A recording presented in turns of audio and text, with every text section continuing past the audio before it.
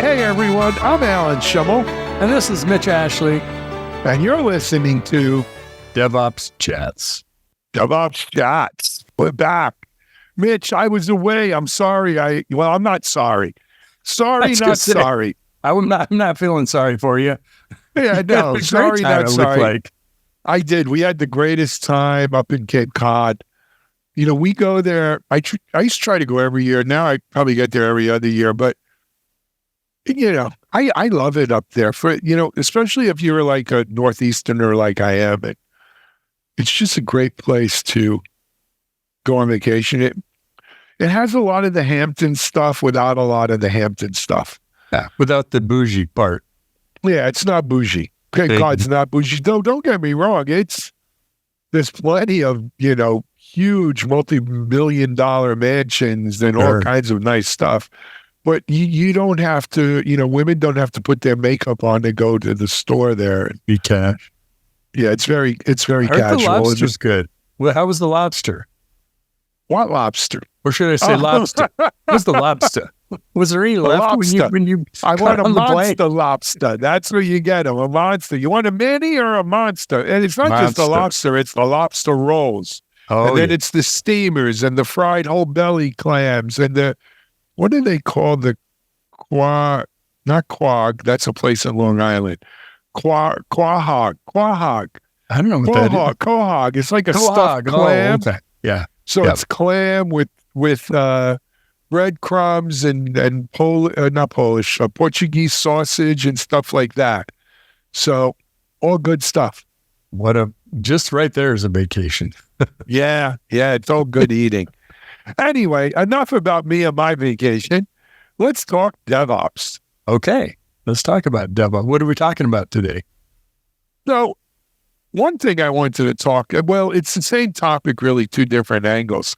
But that is the increasing joining, if you will, of DevOps and DevSecOps. Mm-hmm. Right? And this is going on now 3 years or more. DevOps is becoming DevSecOps. Security is more important, but it really has sort of settled in, if you will. And when we talk about software supply chain security, SBOMs, all of these kinds of things. There was some news this week on the SEC sued a company because they didn't do not SonicWall, excuse me. No, I remember trying the court dismissed the SEC saying they didn't have power. Yeah. It was the big hack. It led to a big Microsoft, very similar to CrowdStrike kind of stuff, became Microsoft's problem. This also became Microsoft's problem. It's a company out of Austin, and SolarWinds. SolarWinds. There you go. Right? Yeah, a little company called SolarWinds. A little company. But in any event, Mitch, it's important, more important than ever, that we take software supply chain security, it's top of mind, it's top priority, to the point where over the last 3 or 4 years, it's become paramount, right? When GitLab is a DevSecOps company and GitHub is all about DevSecOps and CloudBees is and JFrog is. And that's just the DevOps companies, right? How many other companies are, software supply chain, it seems to be the new battleground. It is. What it reminds me of, CISA came out with it's been a little while back, it was in 2023, the Security by Design, a program to help you elevate security within your organization in a software sense, but in a total security sense too. And there's even a pledge. I know AWS either was one of the first or one of the leaders that helped get it started. I can't remember how many companies, like 200 companies that have signed up, technology vendors that have signed up as part of that. And they give you some good ideas, good kind of suggestions of how do you elevate this conversation of, it isn't about, okay, I want to make sure there's no bad malware in the images I'm downloading from Docker Hub. Well, that's one of 1,000 vectors, right? How do you think about this more holistically, the whole life cycle of how you're developing software? How do you secure this tool chain that you're using? How do you secure the deployment channels of your software, right? So when people receive it, they know they're getting the valid stuff. And, all the code that's yours and all the code that's not. And you know what's in it, the whole SBOM, and how do you respond when there's an incident to that? So it's an industry. I like the program a lot. I don't know that it's not going to like swing the needle the other way, but I think it's a good start. Absolutely. Mitch, I did a fireside chat for our Cloud Native Now virtual event on the 25th.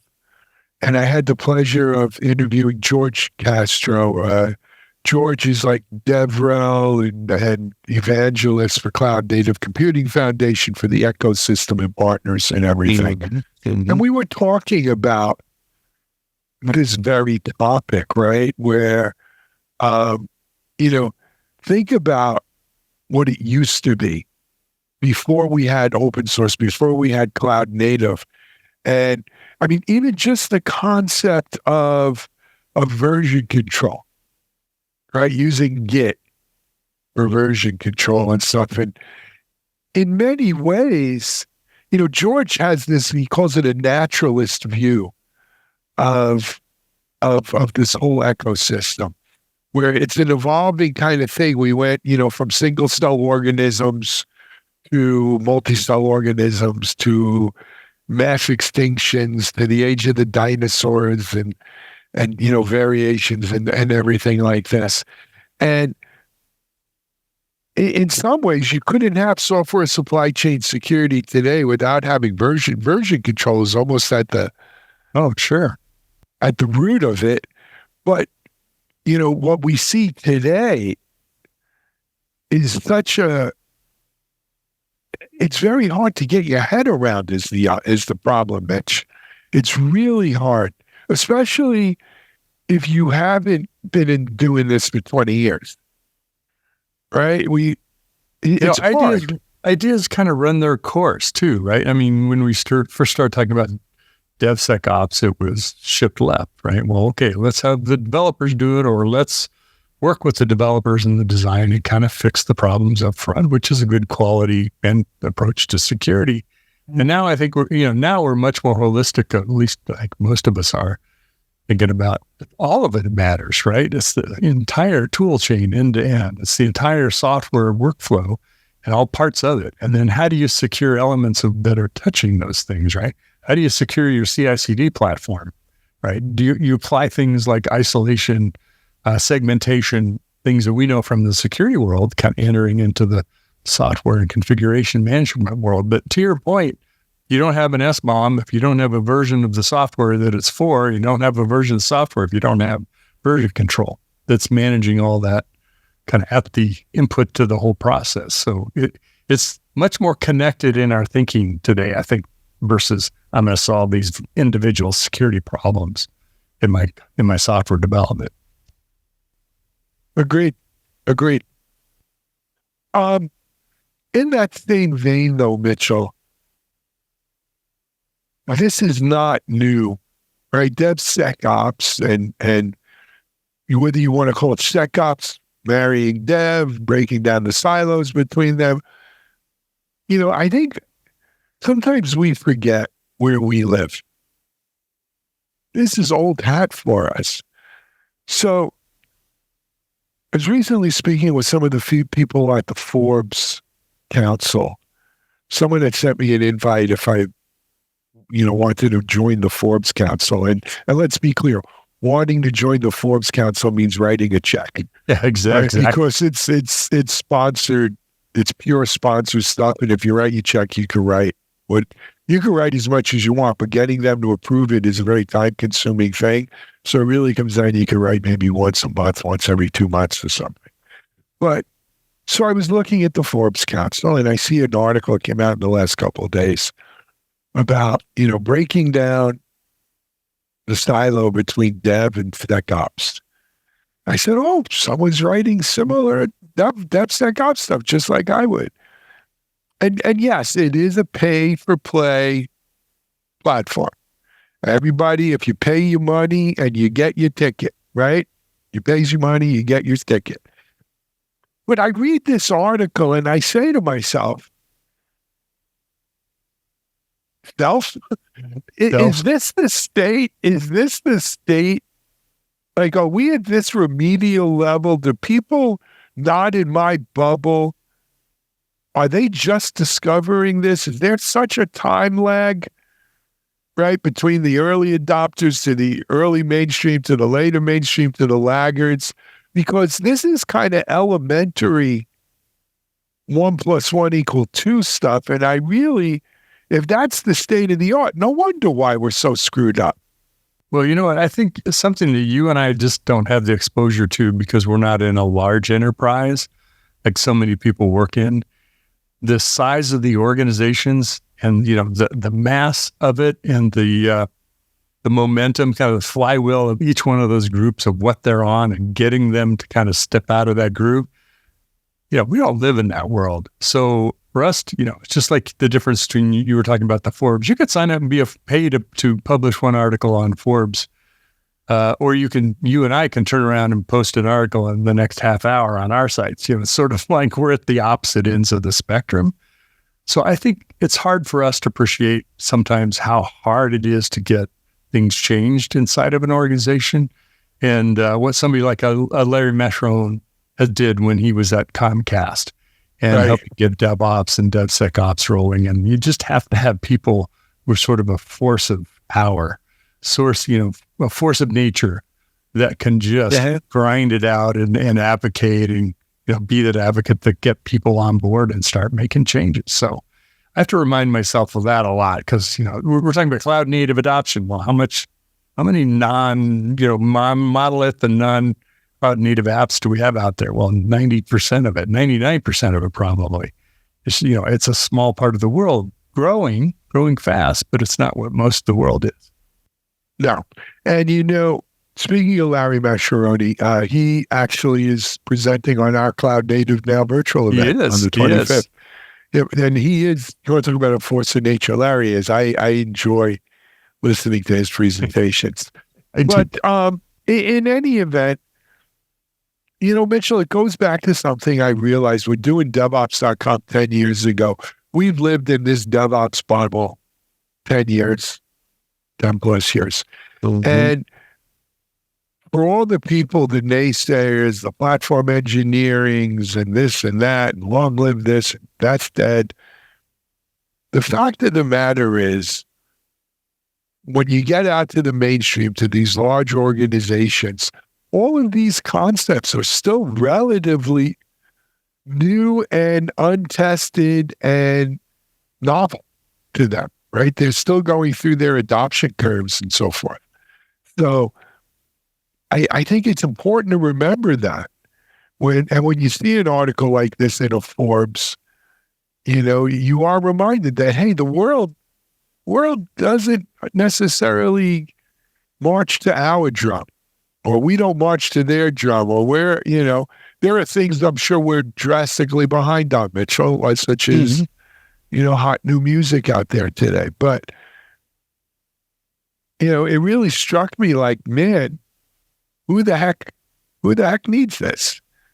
I know the article you were talking about, it was, when I read it, it was like, I felt like I was reading an article 7 years ago or 5 years ago. Yeah, that's something we would have written in DevOps.com 8 years ago. And that's no diss against the author of the article. It's perfect. I mean, it's where they are, right? So I got to believe it's, you know, authentic and representing their thinking about this. So let me flip the coin on you, though. I think whether, you know, the world has flipped over and everybody's doing DevOps and everything's changed, no. But I think what has changed is DevOps has survived and DevOps has thrived in its own way. Maybe it's not, you know, pervasive on everything, but because DevOps survived and thrived, I think that's why we have platform engineering as a discipline. That's why we have absolutely. SRE. You know, I think about before we had DevOps, what new thing was there? It was Agile. That was new. But before that, that was strictly ops, developer. We just had ops and development and database people and network people and security, cloud security, and they all did their thing, right? They didn't pay attention to each other. They just fought over budget. But because that's exactly because I think that's part of the era of IT as cost center, not as IT as cost generator, as Cost to profit do generator. Yep. Not part of the business, cost of the business. Absolutely. So things Anyway, have changed. Mitch, that's all. That's what I had for this week on DevOps. I don't know if you have anything else you're working. Actually, we do. You have something you're working. Go ahead. Yeah, we're just putting the finishing touches on the. I know I talked about it before. On the DevOps Next report. I'm looking forward to this. Yeah, we'll do a whole series of podcasts on that one, Mitch. Good. I think it's going to be really worthwhile because there's some great stuff in it. We're also it looks like about August timeframe, going to be doing our AI and DevOps report, which has got some really great data. Well, annual AI and DevOps. There you go. Yeah. 2024, baby. Yeah. I get you. So we did a study a couple of years ago, which is more about kind of what do you think is going to be happening with AI and DevOps, and it's pretty surprising how much people said it's influencing and impacting their work already. But I guess in the world of copilots and generative AI, it's easy for developers to use it. So, and on the other hand, it's not too surprising, but it's good stuff. Cool. It's so much fun to work on this stuff. I enjoy it so much. Cool. So, all right. That's about all I have, Mitch. I got to go actually hop on another recording. It's great seeing you. I'm happy to be back. We'll be back next week. Absolutely. We'll be back. Is next week Black Hat? No, the week after. Yeah. So we'll be back next week with another fresh DevOps chat. And until then, though, this is Alan Schimmel. And Mitch Ashley. And you just listened to another episode of DevOps Chats. We're out.